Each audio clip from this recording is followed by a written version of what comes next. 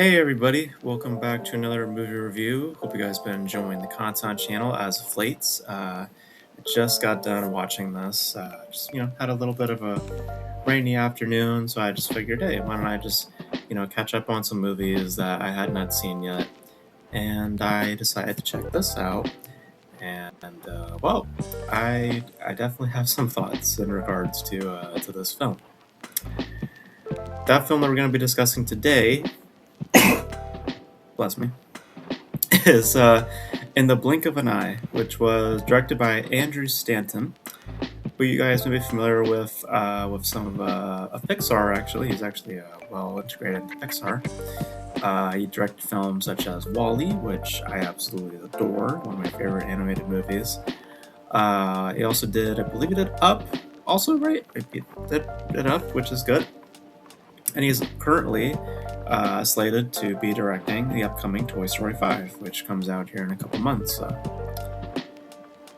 I believe, if I'm not mistaken, this is his second directorial outing in terms of a live-action medium. I could be completely wrong. Or maybe it's his first, I'm not sure. I was thinking of Tomorrowland, but I think that's actually directed by Brad Bird. But in any case, this is Andrew Stanton. He is in the directing chair.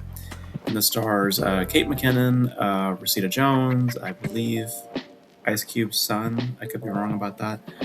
And as the story goes, this is telling three distinct storylines that all play to the concept of life itself. The ideas of the inevitable end of one's life, coming to the ends of one's own journey, the inevitable death that is upon them. And through that, the beginnings of the beginnings of something else, whether that being that of a newborn child, or which seems like a kind of a running theme amongst these stories, or it could be a legacy that is built, or it could be just the next generation of humanity, of what comes next from that.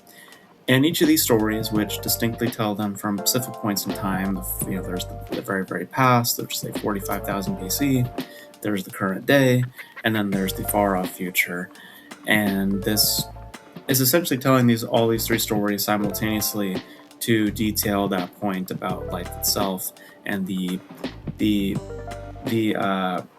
collective dealings, and then ultimately also the what is carried over time, and the kind of meanings that are carried through such either objects or generations or people, and what that means in specific points in time, whether that be in the past, present, or the future. So I was curious to see this because mainly due of Andrew Stanton, because I think he's a great filmmaker, at least when it comes to Pixar. The stuff that I've seen there, I really enjoy Wall-E a lot. Wall-E is one of my favorite animated movies. It's just a really, really amazing piece. I've also enjoyed his other work here and there with films like Up and other things that I'm probably forgetting at the moment. So I was curious to see this, especially because there was also not as enthusiastic of a response coming from this. So I was just curious just to see what was up. And based on what I just saw, I can understand why there was some negativity given to this, because the word that immediately comes to mind upon watching the movie is disjointed. Because as I said up top, this is utilizing three distinct narratives to try to illustrate a point about life itself and the cycles of life. And though there is potential in what it is trying to explore, I think that what comes of it is something that is very disjointed and very paper thin. Because if you're going to make a comment on something like life itself, I feel as though that if there are three distinct stories going on, there should be also collectively, still a packaging idea of life itself, but something more substantial, so where it actually reflects to what is happening within each of these stories, rather than letting these stories completely stand on their own and having one visual object that is really, really thin in terms of what it actually means, and having it carry over from each story to the next, and that not even being relevant until the end, by the way. It's not even something that actually shows up until the very, very end, where, oh yeah, things carry over and life keeps moving on, but the legacy, or the things that matter, or the things that have existed, will carry over to the next generation. And then what the little object it was, it's like it only appears until the very, very end, leaving for a lot of its time to have stories basically try to develop themselves, and leaving it so to very minimal, or in some ways kind of nonsensical results. For example, like the story that's set in the present with Rosita Jones, and again, presumably, I think, right, Ice Cube's son. I gotta look up the actor, make sure that's who it is. Um, on one level, those performances are not great. I mean, all the performances also, like, it just, to me, like, the biggest flaw of the movie, like I'm trying to get at, is that structure in this is very distant amongst all these narratives. It's as if they were like three shorts, three features or something like that were made individually by three different filmmakers, and then they try to collect them into one because there's some thematic packaging that's happening, you know. Now, if you were to tell these stories literally distinct, right?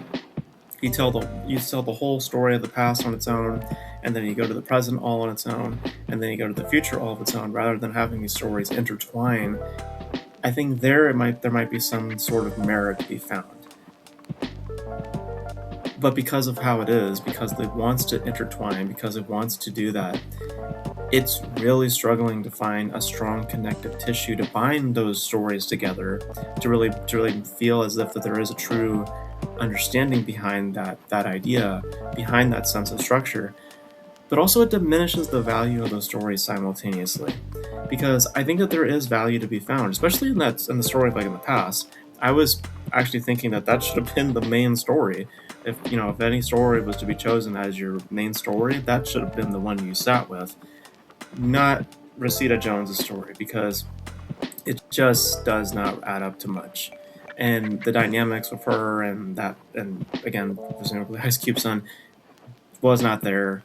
Kate McKinnon also not great, because it just feels as if everything's being diminished and less valued because of how the structure is being played out, um, and it just is paper thin in terms of its overall idea. You get it, like, you completely understand what it's after, but it's not going anywhere deeper than that. It's not presenting any nuances, or presenting any more layering to, or presenting a subtext to a very clear context. Um, and on another level, also, um, again, more to my point about these stories interlinking, and binding, and then we're going into one story and the other story. It also leads to some very weird transitions, because again, they are so distinct. So in trying to put these stories together, it just makes things weirder, also in terms of an edit. For example, um, I'm gonna give you some transitions that happen in the film. I'm not joking. This is how the movie actually transitions from one story to the other. Uh, a girl, Rosita Jones's character, she plays with herself in that way, yes, with a vibrator. And then, as the noise of the vibrator is coming in, we then cut to an alarm, and then we then cut to Rosita, or to Kate McKinnon's character, and it's like, what is the link between those two? Just because there's two distinct buzzing noises? Okay. And then we have another one where it's the caveman, seemingly dead after he falls off of an edge, or tries to climb up a rocky edge and then falls down to the rocks, and presumably is dead.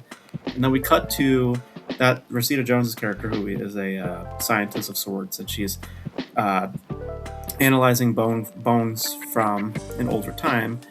It's assumed that it's the caveman that seemingly just died. To them cutting back to that caveman, and he actually survives the fall, and he actually survives also throughout the entire film. At no point does that character actually die. So, okay. And then we have Rosita Jones speaking to her mother on the phone, and it's the afternoon. You see it like with the skyline. It's like, okay, it's the afternoon, it's sunny out and stuff like that.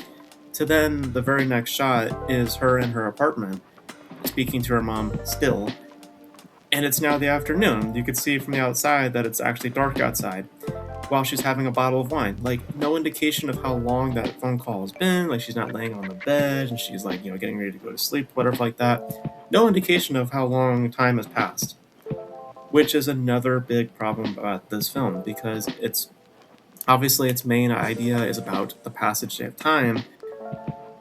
With these stories binding together, it's jarring. It's very, very jarring, especially when there is time jumps.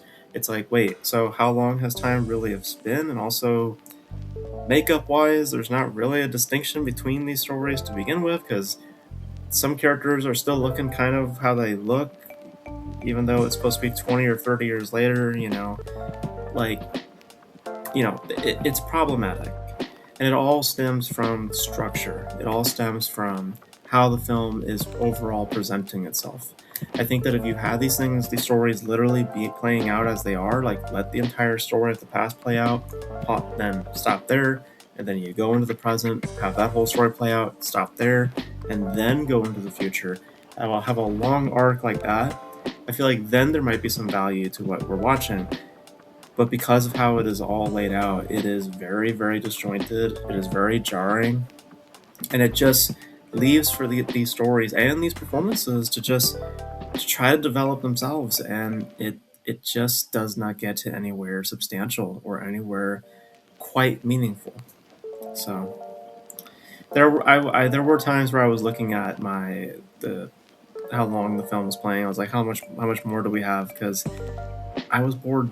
I was also bored, and I was also a little annoyed just seeing like how much that structure was really just diminishing, and just kind of just seeing it kind of fall apart, in that vein. So, and just again, by just what it's literally about, there just isn't a whole lot, outside of the very clear idea about life itself and the cycles that are there.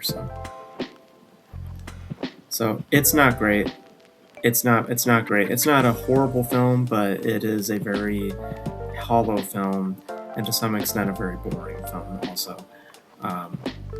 So yeah, so I think that if you had done this in a different way, I think that if the structure was a lot more, less binding and more distant, in some ways, I feel like you would have maybe have met with something a little more meaningful. With binding it in the way that it is, it actually just diminishes and devalues what we're watching, and just whittles it down to its thin points. And all you're left with is the surface, and it's quite boring, if you ask me. So yeah. So those are my thoughts of In the Blink of an Eye. I didn't really like it. I didn't hate it, but it just got boring and a little irritating, just because of how it was playing out, and not really amounting to much when it was all said and done. But you guys, what are your thoughts of In the Blink of an Eye? If you guys have seen it, it's on Hulu if you're curious to check it out. Let me know your thoughts if you have seen the film, your thoughts on Andrew Stanton as a filmmaker. Let me know all your thoughts in the comment section below. And that's gonna be it for this video, guys. Thank you guys for tuning in. And until then, I will catch you guys in the next video. Bye.